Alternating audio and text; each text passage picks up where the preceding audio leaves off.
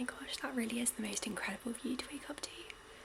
The sun is rising and it's all pink and you can see it over the tops of the spires. Oxford is known as the city of dreaming spires and I can definitely see that this morning. I also slept so well. This room was so comfortable. Anyway, it's like 7:30 and I'm gonna get dressed and go out and get a coffee.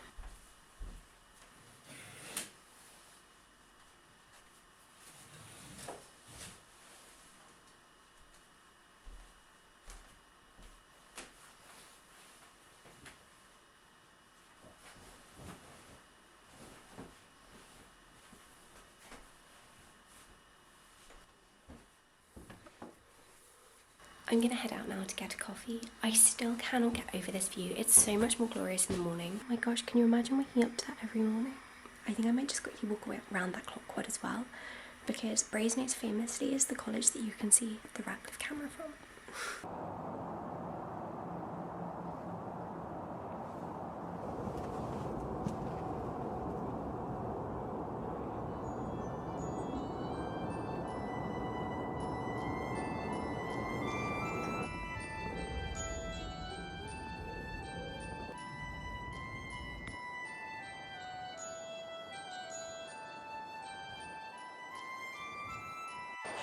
Can you actually imagine coming out of your college and that being the sight that you see? I'm here in Pratt, but I'm here at my favourite seat in Pratt, which somehow is available, it never is. And it looks right out over St Michael's Church. For reference, St Michael's Church was built between 1000 and 1050 CE, and it's thought to be the oldest building in Oxford. It is also the church where William Morris got married in 1859, which is incredibly cool. That really is one of my favourite things about Oxford as a city, that no matter where you go, there is going to be some history attached to that object. Like, so many interesting people have passed through Oxford. William Morris, as I say, was a student here, and he was absolutely fascinated by the chapel at Merton College, which he didn't go to. He wasn't a student at Merton College, but he would often visit Merton College just so he could see the chapel. Whilst I drank my coffee, I worked on my updated synopsis for my book. I was working on this yesterday too, and I handwrote some of this, like adding to what I'd done yesterday, and then I typed it up, formalised it, and sent it to my agent. Okay, I just about managed to get that sent, and I've now got 20 minutes till I need to check out, so I'm just going to go back, pack everything up, and say goodbye to the absolutely glorious room. Honestly, I think that's one of the best B&Bs I've ever stayed in. What an excellent idea for a B&B. I'm all packed up and now I'm gonna head off. I'm actually so sad to be leaving. I kind of wish I was here for another night, and I would definitely do a little mini trip like this again to Oxford. Oh my god. I then went to the Radcliffe camera. I had requested some books. If you have a university near you, see if you can get a reader card for that university, because it means that you can use the library and you can request books. So I had requested 2. I had requested Anne at Highwood Hall, which is a collection of poems by the war poet Robert Graves. I'd never read any of his children's writing before, but it was very good. It kind of reminded me of Edward Gorey.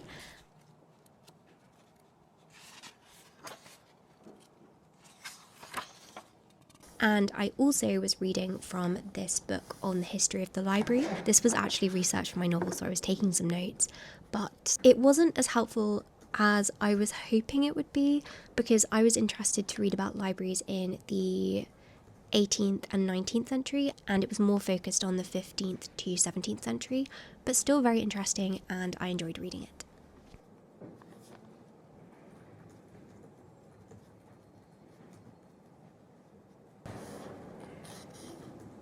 I also wrote a quick Christmas card and added this poem by Mary Oliver inside, because I thought she would like it. And then I went to get some lunch, and I went to the Natural History Museum because this is one of my favourite cafes in Oxford, because you get to look out over this absolutely stunning view. Like, this is such a beautiful building, and afterwards I had a wander and looked at some of the displays. I was particularly looking at the birds, which are all upstairs, and this is because, as I've said before, my novel features a protagonist who knows a lot about birds and she loves birds, and so this was kind of research, and I was trying to look at these birds through the eyes of my protagonist. I also posted my Christmas cards. I told myself this year I wasn't going to be late with it, but alas I was. And then I went to the Western Library to look at some archives. I couldn't take any footage in here, but I looked at 4 different manuscripts and 3 of them were just incredibly useful.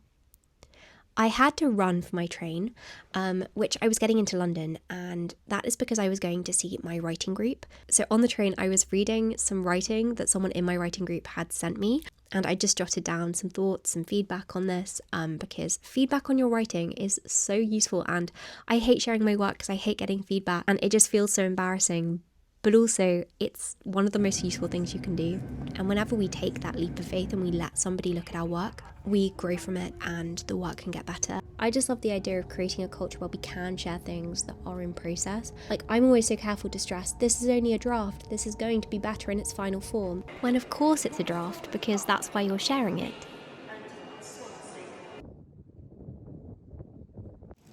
I'm actually in London. I haven't caught up with you at all, but I went to go and see some friends. To finish the evening, I grabbed a hot chocolate to drink on the train because it's on my Christmas bucket list, in the spirit of the Polar Express, of course.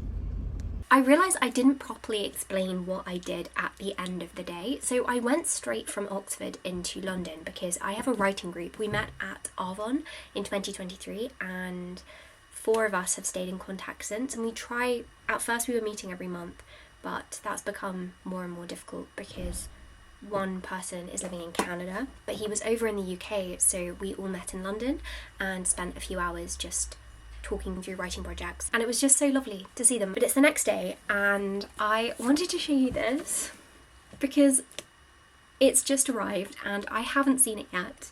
I haven't opened it, I haven't looked through it, and my sister unboxed it and it was waiting for me on my desk when I got home. How stunning is Jenny's illustration? This is the yearly planner for 2026. It's also this lovely beige back with the Pumpkin Productivity logo. The yearly planner goes from January to December. Start with a letter from me, and then we've got the About Me page, the key, contents. I love the self-care page. It's one of my favourite parts of the planner. Go-to meals, morning and night routines, birthdays, space for starting new hobbies, because I think as adults we don't put time into thinking about this as much, and it's a lovely thing to reflect on in the new, at the end of the year. Recommendations. This is my recommendation. Demon Voices by Philip Pullman. It's an excellent anthology of essays and speeches by Philip Pullman. I think it's actually my favourite thing he's written. To Be Read list. We've got the books read spread, which is one of my favourites. So much stuff, so much space. And then we go into the monthly planner, the weekly planner, and then these are the daily planners, which kind of go the whole way through. Oh my gosh, I love it. It's always so bizarre holding this in my hands. I can never believe that it's actually real. I know it theoretically exists as it's being printed and as we're going through designs, and then it exists as a physical product. And I did have this moment this morning where I was planning my to-do list. At the moment, my planning routine is very strange in that I sit in bed at the end of the day and right before reading, I would just write my to-do list in my planner in bed. I just suddenly got this overwhelming sense of gratitude, of I guess an oddness as well. I can't believe that these actually exist, because as a teenager, one of my biggest dreams, if you'd asked me at the age of 14, it was one of my biggest dreams to create planners, and it's because I loved planning. I just adored it, and I loved finding lovely planners, but I could never find the one that was my dream planner, and so I'd dreamt of making my own. I'd written down ideas, and in my head I had this vision of what that perfect planner would look like, and so it's amazing that it exists and that I've been doing this since 2020. I just really don't think 14-year-old me would be able to believe it, because it felt completely unrealistic, and I never had any expectation of actually making a planner like this. Anyway, I thought, because I'm in the mood to do some planning anyway, that I would fill out some of the opening spreads in here, like the New Year spreads. I think I might wait to do this until after Christmas.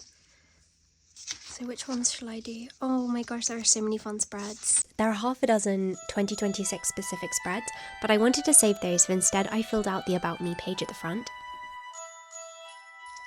Favourite movie at the moment? It's always such a hard question. It's always the same films, that's the problem. Maybe Little Women. Always. There is just something so incredibly comforting about planning or kind of undertaking cozy desk time. It's truly one of my favourite things. I'm also going to do my go-to meals. There we go, there are my go-to meals. I think I might actually add some stickers at the top. Like that. Morning and night routine. I'll probably do that in the new year. Birthdays are a good one. These are the people whose birthdays I kind of celebrate, and I haven't added the date just for privacy reasons, but here I can write down what I'm going to get them. So I know, for example, when I've decided what else I'm going to get to go with that, I will write it in. But it's just a really nice way to keep track of all of your birthdays at a glance. Things I want to accomplish, places I want to see. Actually, maybe I will do this now. I've been meaning to do a journal spread on this recently.